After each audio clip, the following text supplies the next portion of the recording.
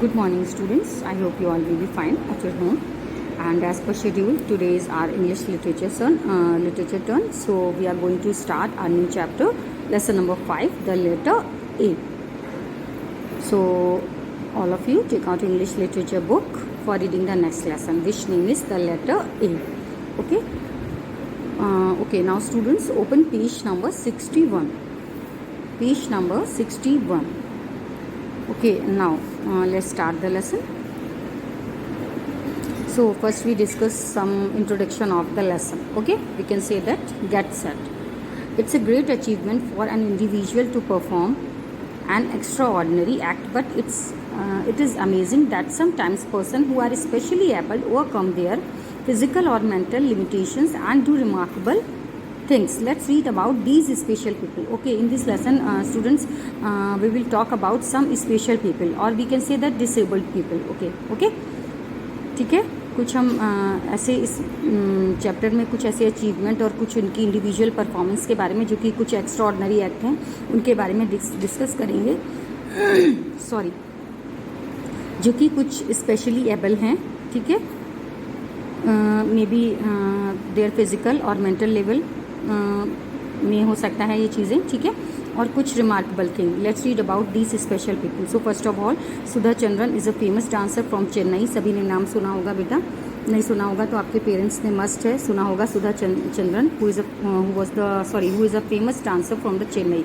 Okay, so one of her trips from Mumbai to Chennai she met with a terrible accident. ठीक, तो once upon a time when she was going to from Mumbai to Chennai, she met with a terrible accident. ठीक, बहुत ही बड़ा उनका accident हुआ था, और उसका रिजल्ट क्या हुआ था? उनका राइट लेग कट हो गया था. ठीक, उन्होंने इसका रिजल्ट ये हुआ था, amputation of her right leg. She was given artificial leg, but despite this she continues her career and earns fame. अगर हम बात करें बेटा कि डिस्पाइट हर आर्टिफिशियल लेग, उनका आर्टिफिशियल लेग होने के बाद भी उन्होंने जो उनका डांसिंग करियर था उसको कंटिन्यू रखा, और नेम और फेम बहुत ही उन्होंने अर्न किया. Sudha Chandran has performed all over the world and has won many awards. And Sudha Chandran ने इसी स्टेज में, ठीक, इन with her one leg perform all over the world and has won many awards, है ना, so many awards.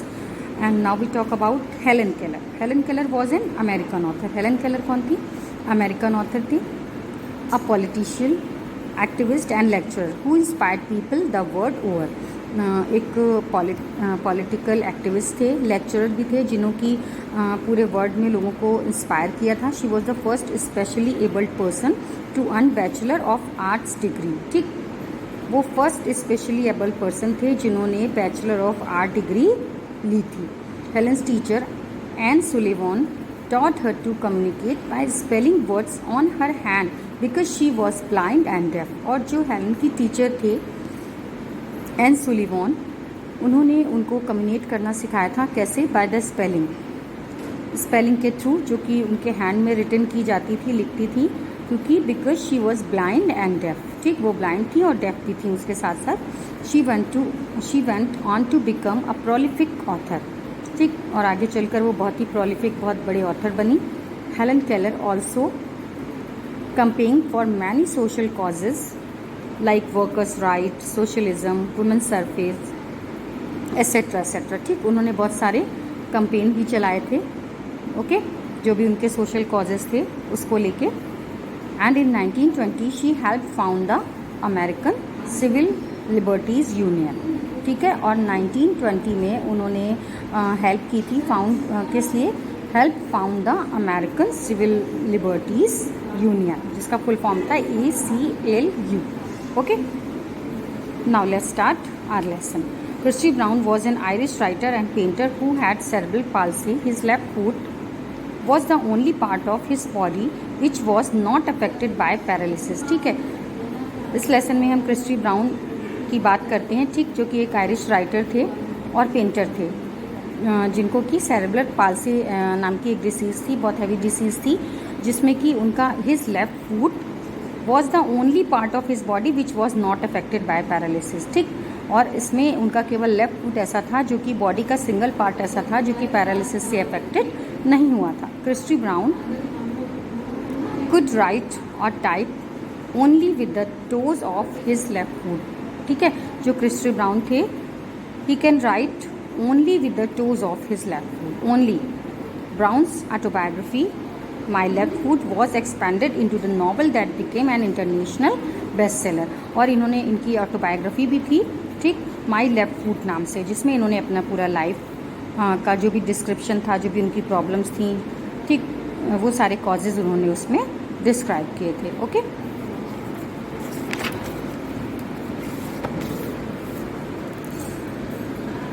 I was born in Rotunda hospital on 5 June 1932. There were 9 children before me and 12 after me. Okay? अब ये अपनी life history आपको बता रहे हैं कि उनका जो बॉर्न हुआ था वो कब हुआ था, रोटंडा हॉस्पिटल में 5 जून 1932 को। There were 9 children before me and 12 after me. ठीक, 9 children उनके पहले के थे and 12 after me. Okay?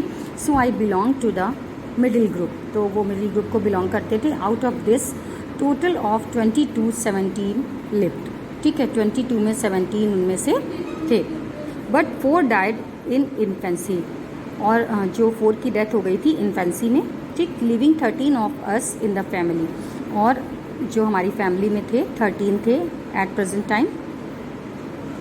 Mine was a difficult birth. I am told both mother and son almost died. After my birth I was kept in the hospital for while. ठीक, और जो उनकी जो बर्थ थी वो डिस्क्राइब कर रहे हैं अपना कि बहुत ही ज़्यादा डिफ़िकल्ट थी। ठीक, जो भी मदर और सर थे उनके दोनों ही, but mother and son almost died. लोगों के मदर और सन दोनों ही ऑलमोस्ट डाइड हो चुके थे उस जगह पर।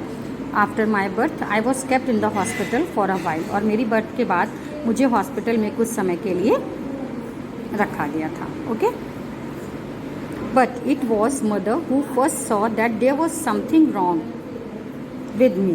और ये केवल मेरी माँ थी, केवल मेरी मदर थी जिन्होंने मीन्स जिनको ऐसा फील हो रहा था कि कुछ रॉन्ग हुआ है मेरे साथ। ठीक है, I was about 4 months old at a time she noticed that my head had a habit of falling backward. और जब लगभग वो 4 months के थे तब उनकी मॉम ने ये नोटिस किया था कि जो उनका हेड है वो बैकवर्ड में फॉल करता है, यानी कि वो मीन्स पर्टिकुलर एक जगह पर स्टैंड नहीं हो पाता और जो उसकी हैबिट है वो पीछे की ओर जो उनका हेड है वो मूव करता है।